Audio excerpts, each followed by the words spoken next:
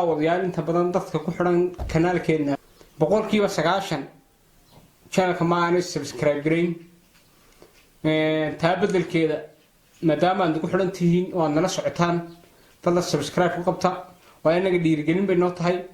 iduguna sharaf bay idii tahay inaad subscribe aad kanaalka ku qabataan war like sar annaga faa'iido noo tahay dad badan baa muuqaalka sii arkay madaxweynaha maamul goboleedka Puntland Saciid Cabdilaahi Dani ayaa gaaray magaalada Muqdisho ee caasimadda dalkaasi Soomaaliya garoonka diyaaradaha ee Aadan Cabdi ayaa waxa ku soo dhaweeyay Dani dadweyne aad u tiro badan oo isugu jira mas'uuliyiin saraakiil waxgarad iyo bulsho kala duwan kuwaas oo diyaar u ahaa soo dhaweynta madaxweyne Dani intaanu madaxweyne Dani soo gaarin magaalada Muqdisho waxa kaga soo horeeyay madaxweynaha maamulka Jubbaland Axmed Madoobe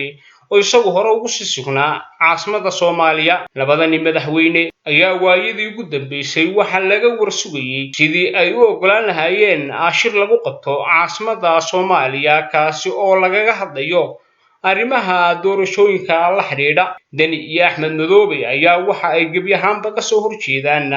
hanaanka ay dawladda federaalka u wado qaabka doorashooyinka loo galayo Dani ayaa waxa la arkayay intii aanu soo degin magaalada Muqdisho in ay kaga soo horeeyeen ciidamo aad u tiro badan isla mar ahaantaasna hubeysan kuwaas oo ilaalo gaar ah u ah madaxweynaha maamulka Puntland Dani ayaa waa dhaweyd waxa uu ka deyriyay imaanshaha magaalada Muqdisho isagoo oona ku tilmaamay inay tahay magaaladaasi mid aan la isku haleyn karin cabsida madaxweynaha ayaa salka ku haysa ciidamada federaalka ee Gorgor iyo Haramcad